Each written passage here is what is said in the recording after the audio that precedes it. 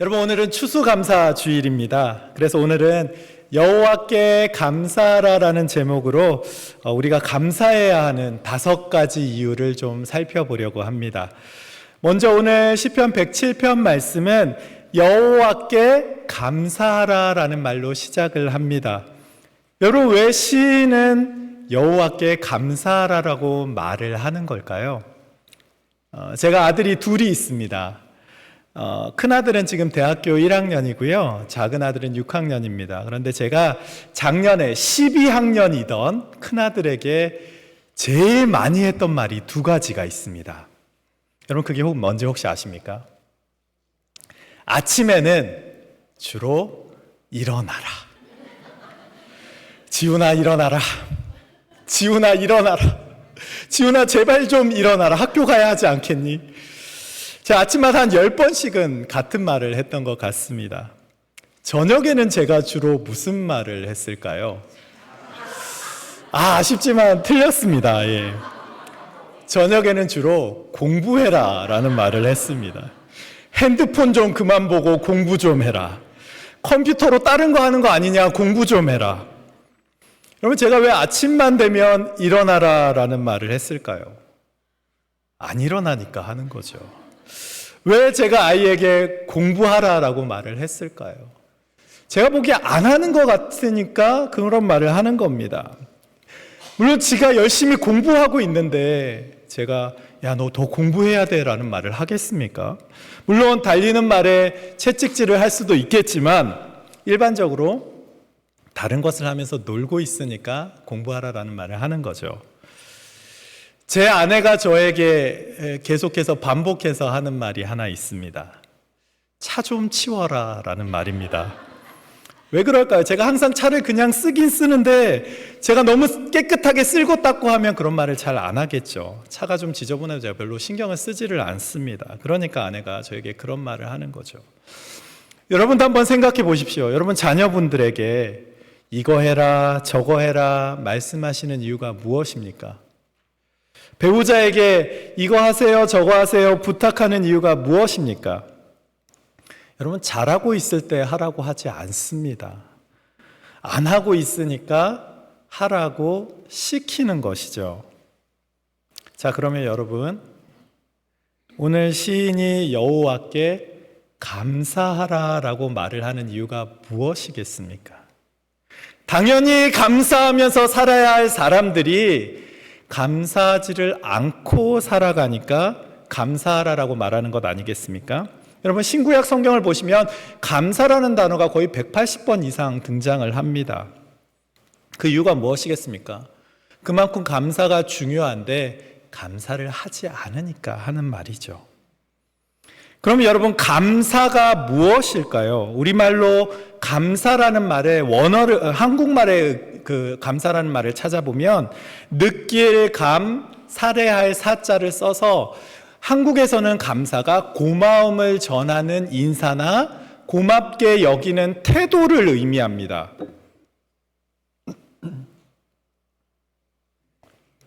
그런데 헬라어 원어를 보시면 감사라는 말이 유카리스티아라고 하는데요. 이 단어에는 카리스, 은혜라는 말이 들어 있습니다. 그래서 헬라어 감사라는 말은 받은 은혜를 기억하고 그 은혜를 생각하고 그 은혜에 대한 고마움을 돌려드리는 것이 감사의 의미입니다. 여러분, 영어도 그렇습니다. thank라는 감사는 think, 생각에서 나온 것이죠.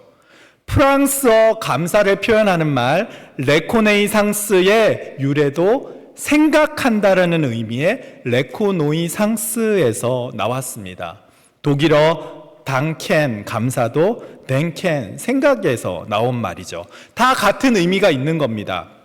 그래서 제대로 된 감사는 단순히 습관적으로 얘기하거나 직업적인 말을 하는 것이 아니라 주신 은혜를 깊이 생각해 보니까 그 은혜가 너무 고맙구나. 그래서 그 은혜로 인한 고마움을 표현하는 것이죠. 생각하고 표현하는 것이 감사입니다. 그러면 우리가 하나님께 감사해야 하는 이유가 무엇일까요? 하나님께서 우리에게 주신 은혜가 무엇이기에 우리는 감사해야 할까요? 먼저 1절 말씀을 보면 이렇게 말씀을 합니다. 여호와께 감사하라. 그는 선하시며 그 인자하심이 영원함이로다. 우리가 감사해야 하는 첫 번째 이유는 하나님의 선하심과 인자하심 때문에 감사해야 합니다. 그리고 그 선하심과 인자하심이 영원하기 때문에 감사하라라는 것이죠. 여러분 보시면 잘 아시겠지만 제가 좀 선하게 생기지 않았습니까? 왜 이렇게 웃으시죠? 보통 여러분 연예인들 보면 뭐라고 얘기하십니까? 잘생겼다, 멋있다, 뭐 이런 말들 하잖아요. 저는 지금까지 그런 말을 거의 들어본 적이 없습니다. 괜찮습니다. 예. 그래서 저도 그런 말을 들으면 어색합니다. 그런데 성도님들이 저를 보고 착하게 생겼다, 좀 선하게 생겼다, 이런 말들은 좀 많이들 하십니다. 심지어 제 아내도 저보고 잘생겼다라는 말은 거의 한 적이 없습니다. 가끔, 아주 가끔 착하게 생겼다라는 말은 좀 아내가 저한테도 좀 해줍니다. 여러분, 제가 얼마나 선하게 생겼으면 다들 저에게 그런 말들을 해주시겠습니까? 그런데 제가 착하게 생겼다고 해서 착하게 살지만은 않습니다. 운전 중에 갑자기 자동차가 제 앞에 팍 끼어들거나 갑작스럽게 예상치 못한 문제가 생기거나 아들이 말을 안 듣고 자기 마음대로 한다거나 이러면 저도 화가 날 때가 있습니다. 우리는 누구나 그렇습니다. 우리가 선하게 살고 선하게 행동할 때도 있지만 우리는 누구나 다 한결같이 선하지는 않습니다. 그래서 우리 인간의 선이나 행함은 다 일시적인 것이죠. 그런데 여러분, 하나님의 선하심과 인자하심은 어떻습니까?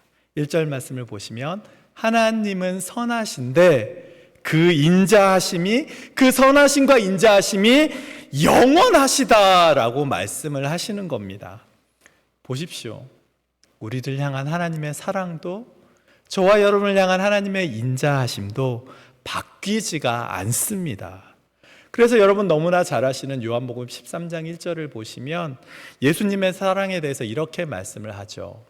세상에 있는 자기 사람들을 사랑하시되 끝까지 사랑하신다라고 말씀하시지 않습니까?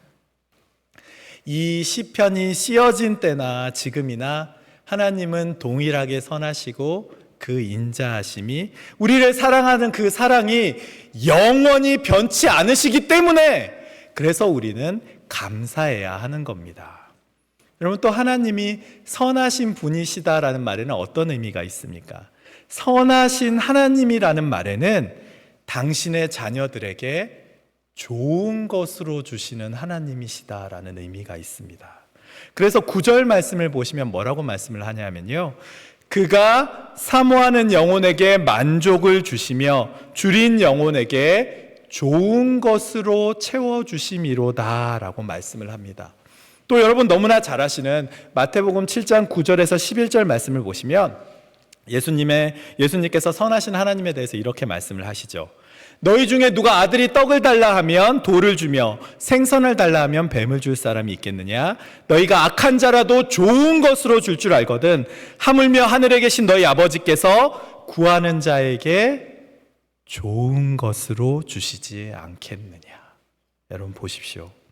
이것이 바로 선하신 하나님의 성품입니다. 세상 부모들은 자식이 돌을 한다고 해서 세상 부모들도 돌을 주지 않습니다. 때로 우리가 능력이 부족해서 너무 좋은 떡을 달라고 하지만 떡을 다 만들어 줄 수 없을 때는 있겠지만 떡을 주는 게 아들에게 필요하다면 어떻게든 떡을 주려고 하는 것이 부모의 마음 아니겠습니까? 그런데 문제는 무엇입니까? 자녀가 떡이나 생선을 달라고 하는 것이 아니라 칼이나 뱀을 달라고 할 때 문제가 생겨납니다.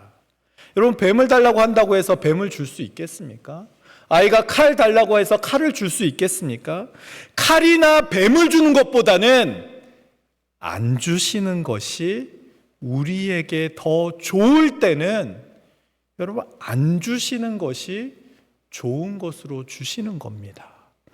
그래서 여러분 오늘 본문 9절과 마태복음 7장 11절 말씀에서 공통적으로 나오는 표현이 하나 있습니다. 그 표현이 뭐냐 하면 구하는 자에게 하나님께서 좋은 것으로 주신다라고 말씀을 합니다. 여러분 꼭 기억하십시오. 선하신 주님께서 우리에게 주시는 것은 내가 구하는 것을 주시는 것이 아니라 좋은 것으로 저와 여러분에게 채워주십니다. 그래서 때로 하나님께서 주시는 것이 내 생각과 다를 때가 있습니다. 여러분 어린 자녀들과 같이 다니시다 보면 자녀들이 좀 군것질거리 사달라고 할 때가 있지 않습니까? 뭐 조를 때 그럴 때 없으세요? 뭐 이렇게 떡볶이를 사달라 그런다거나 뭐 무슨 맛있는 과자도 사달라 그러나 그러면 웬만하면 사주고 싶지 않으십니까? 그런데 저는 그런 것 같아요. 자녀들이 아무리 사달라고 해도 안 사주고 싶을 때가 있는 것 같아요. 여러분 그때가 언제인지 아십니까? 집에 가면 고기가 있을 때, 집에 좋은 음식을 준비해 놨을 때는 길거리 돌아다니면서 과자 사달라 그래도 사줄 수가 없는 겁니다. 왜 그렇습니까? 부모의 입장에서는 그 과자 말고 떡볶이 말고 집에 가면 고기 먹이고 싶은 게 그 부모의 마음 아니겠습니까? 하물며 항상 선하신 하나님은 어떻겠습니까? 우리는 한치 앞을 볼 수가 없어서 눈앞에 보이는 그 좋은 것들을 구하고 있지만 우리의 인생 전체를 다 조망하시는 하나님께서는 우리에게 가장 좋은 것이 무엇인지 이미 다 알고 계시는 것이죠. 그래서 지금 내가 원하는 그것을 주시는 것이 아니라 더 좋은 것을 이미 예비하고 계시기에 그것을 주지 않는 겁니다. 그래서 이사야서 55장 8절과 9절 말씀을 보면 이렇게 말씀을 하죠.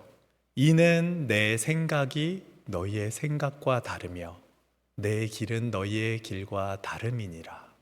여호와의 말씀이니라. 이는 하늘이 땅보다 높음 같이 내 길은 너희의 길보다 높으며 내 생각은 너희의 생각보다 높음이니라. 하나님께서 이렇게 말씀하시는 겁니다. 하나님의 생각이 우리 생각보다 높고 하나님의 길이 우리의 길보다 높기 때문에 그 모든 것을 다 아시는 하나님께서 우리에게 주시는 것은 비록 내 생각과 다르다 할지라도 우리에게 가장 좋은 것을 주시는 것이죠. 그뿐이 아닙니다.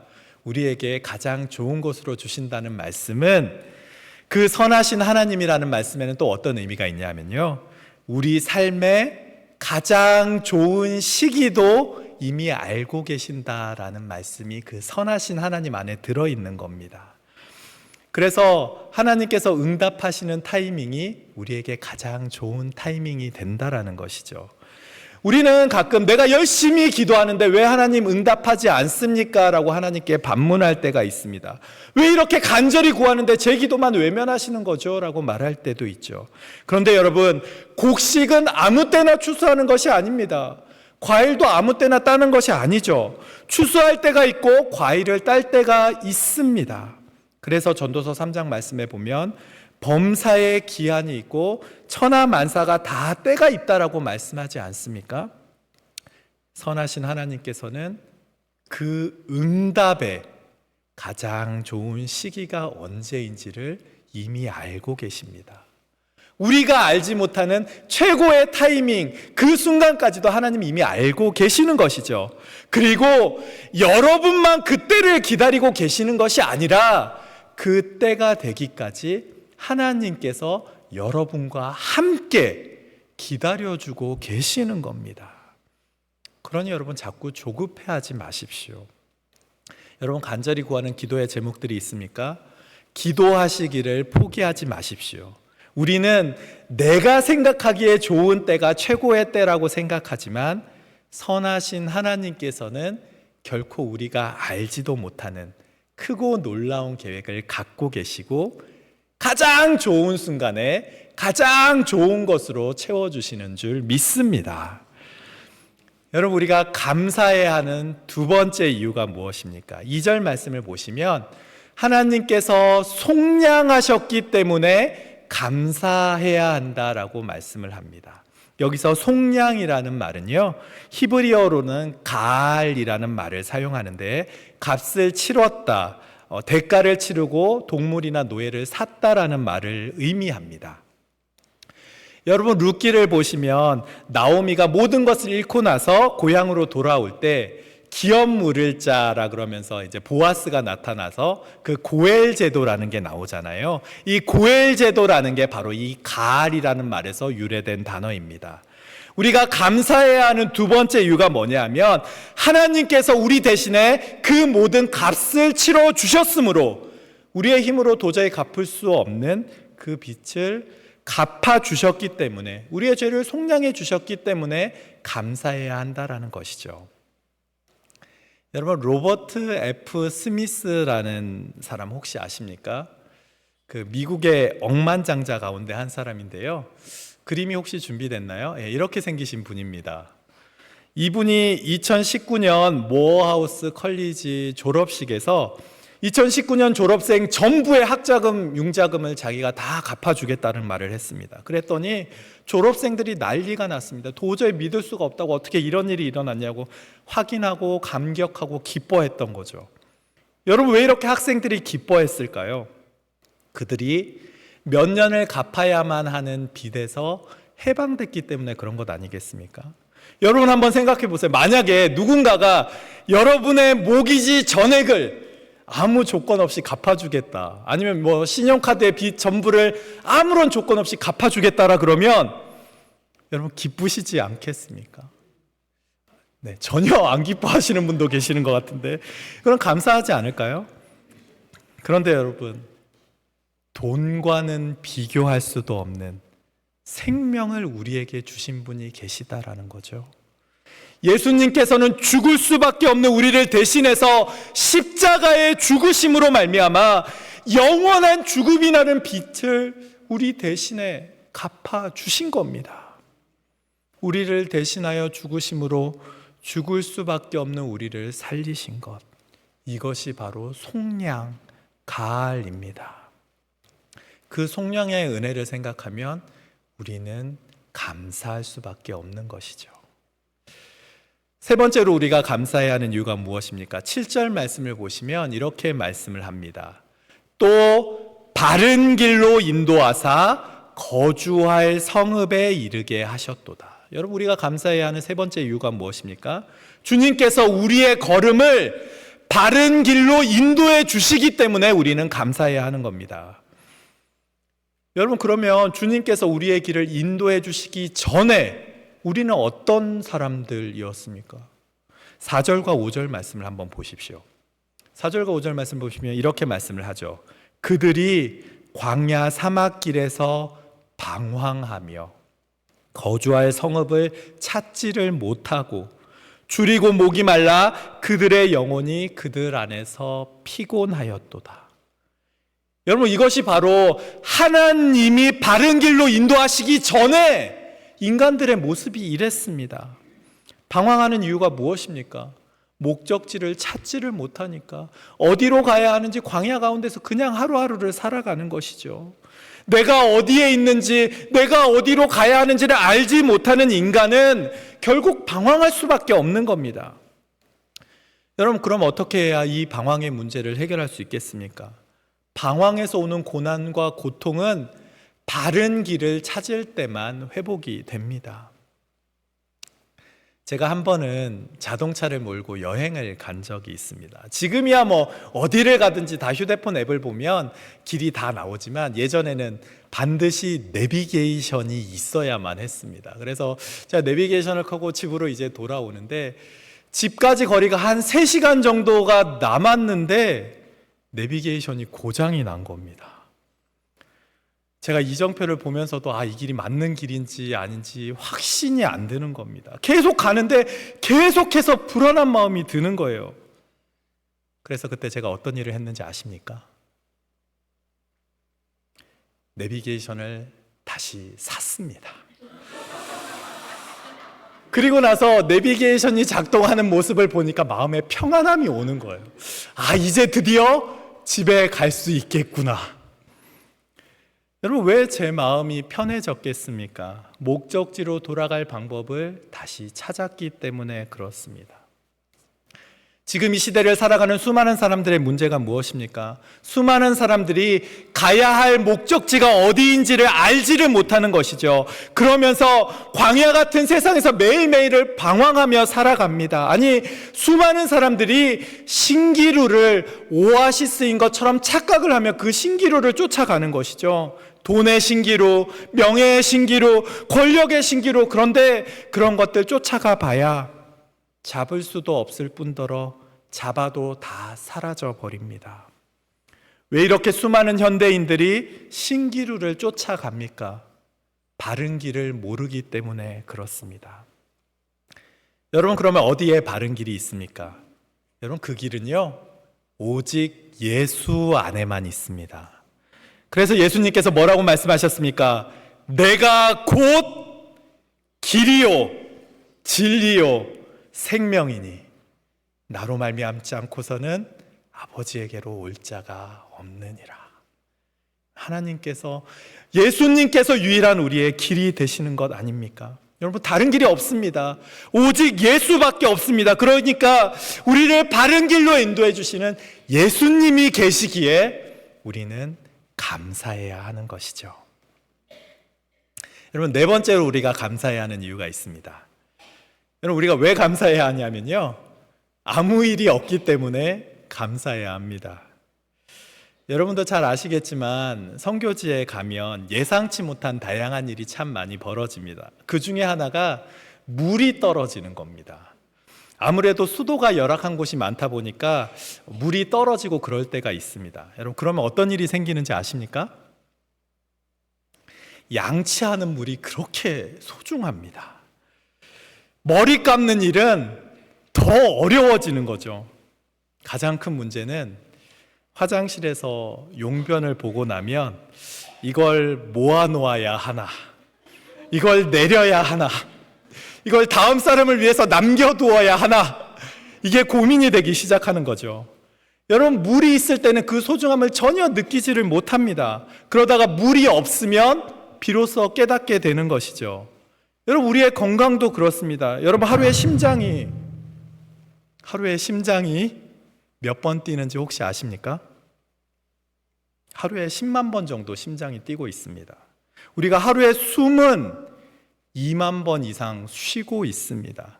만약 심장이 안 뛰고 숨을 못 쉬면 우린 죽는 거죠. 여러분, 심장과 호흡만 그런 것이 아닙니다. 온몸의 건강이 다 그렇지 않습니까? 아프지 않을 때는 안 아픈 게 소중한 것을 깨닫지를 못합니다.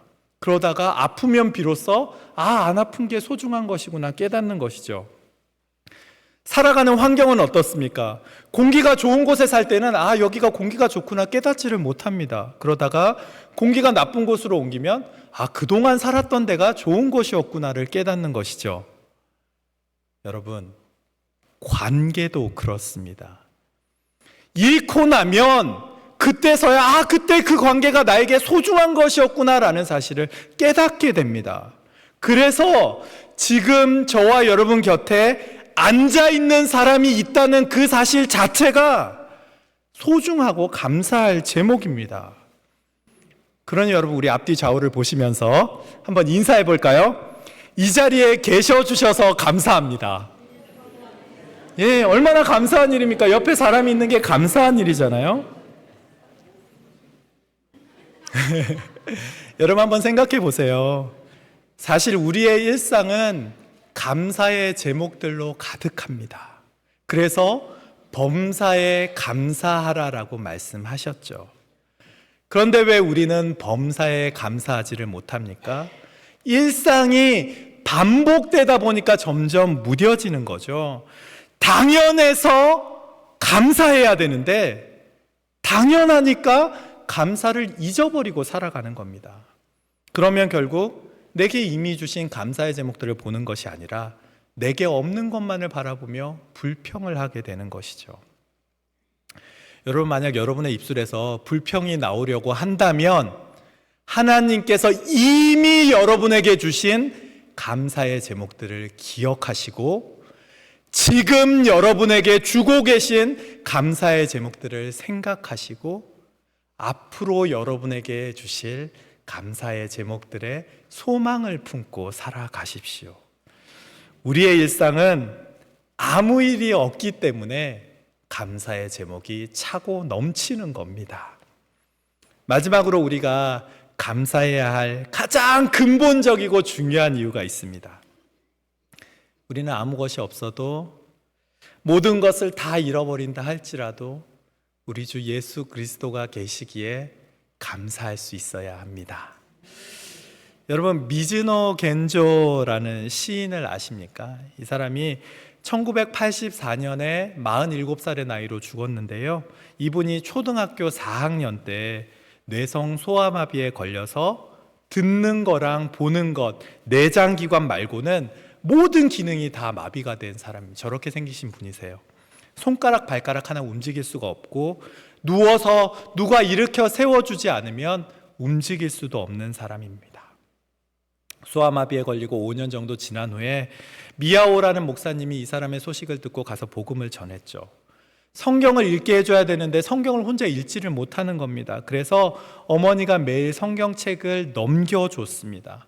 어머니가 피곤해서 성경책을 못 넘겨주면 그 장만 계속해서 볼 수밖에 없는 거예요.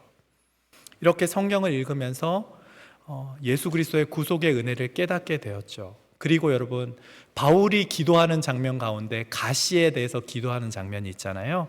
그 가시에 대해서 기도하고 간구하는 장면을 보면서 네 은혜가 내게 족하다라는, 그 능력이 약한 데서 온전하여짐이다라는 말에 큰 은혜를 받고 삶이 변화하기 시작합니다. 그리고 이 사람이 시인이 되죠. 일본어 알파벳 아이우에오가 써져 있는 그 50음도에 그거를 자기 앞에 펼쳐놓고 한자씩 엄마가 이렇게 쭉 내려가면 자기가 생각하는 글자에서 눈을 한번 깜빡합니다. 그럼 그 한자를 쓰는 거예요. 이렇게 해서 한 글자씩 옮겨서 10년 만에 시집을 하나 냅니다. 그 시집의 이름이 바로 내 은혜가 내게 족하도다라는 책입니다. 너무나 안타깝게도 그의 어머니가 첫 시집을 만드는 중에 중병에 걸리셨고 얼마 지나지 않아서 아들을 남겨놓고 이제 먼저 하나님의 품으로 돌아가시게 되죠. 그러자 그가 돌아가신 어머니를 위해서 이런 시를 썼습니다. 어머니를 잃은 나를 위해 울지 마세요. 더 이상 울지 마세요. 마음속은 이상할 정도로 잠잠합니다. 그리스도가 나와 함께 하시기 때문이겠죠. 여러분, 그가 자기를 위해 평생을 헌신하신 어머니의 죽음 앞에서, 어쩌면 모든 걸 다 잃은 것 같은 상황 앞에서 그가 뭐라고 고백을 합니까? 나 괜찮다. 왜냐하면 예수님이 함께 하시기 때문에 나는 괜찮다라고 고백하지 않습니까? 여러분 보십시오. 이것이야말로 진정한 감사 아니겠습니까? 무엇이 있고 없고 내 상황의 환경이 변하나 상관없이 그 모든 순간 가운데 주님이 나와 함께 하시기 때문에 그래서 괜찮다, 감사하다라고 고백할 수 있는 것이죠. 여러분, 이 시인의 감사가 하박국 선지자의 고백과 맞닿아 있지 않습니까? 여러분, 하박국 선지자가 뭐라고 고백을 합니까? 무화과 나뭇잎 마르고 포도나무 열매 그치고 감람나무 열매 그치고 논밭에 식물 없고 아무것도 없어도 나는 여호와로 인하여 즐거워하며 그 구원의 하나님으로 인해서 기뻐하겠다라고 노래하지 않습니까? 지금 우리가 감사할 수 있는 가장 큰 이유도 바로 여기에 있습니다. 우리는 이 모든 상황과 환경 가운데서 내 모든 형편을 아시는 주님, 그분께서 저와 여러분과 함께 하시기에 감사할 수 있는 것이죠. 말씀을 마치겠습니다. 우리가 잘 되고 어려움이 없을 때 감사하는 것도 참 귀한 일입니다. 하나님이 주시는 축복 감사하시고 찬양하십시오. 그런데 때로는 너무 답답하고 눈물이 나고 내 힘으로 도저히 해결할 수 없는 상황, 이해할 수 없는 상황과 환경 가운데서도 하나님을 깊이 생각하기에 나올 수 있는 고백이 바로 감사입니다. 그러니 여러분, 지금 내게 없는 것을 바라보며 원망하는 것이 아니라 우리와 함께 하시는 주님, 우리를 너무나 사랑하셔서 예수 그리스도를 십자가에 내어주심으로 우리를 살려주신 그 주님 바라보며 감사하십시오. 우리의 삶이 풍성해서 감사하는 것이 아니라 풍성한 감사를 먼저 주님께 올려드리십시오. 그러면 주님께서 그 모든 감사를 기쁘게 받아주시고 오늘도 은혜와 평강으로 저와 여러분의 마음을 충만하게 채워주시는 줄 믿습니다. 기도하겠습니다. 사랑과 은혜가 충만하신 하나님 아버지, 오늘도 하나님의 말씀으로 우리의 삶을 돌아보게 하시니 감사합니다. 주님 베풀어 주신 사랑과 은혜를 기억하며 깊이 생각하고 감사하는 삶을 살게 도와주시고, 때로는 내 생각과 뜻과 다른 길로 인도하신다 할지라도 선하신 하나님의 인도하심을 믿고 감사하는 성도들 되게 하여 주시옵소서. 상황과 환경의 시선을 빼앗기지 않게 하시고 그리 아니하실지라도 감사하게 하시며 일상 가운데도 주신 감사의 제목들을 기억하며 주님 한 분만으로 만족하고 감사하는 저희 삶 되게 역사하여 주시옵소서. 범사에 감사드리며 살아계신 예수님의 이름으로 기도합니다. 아멘.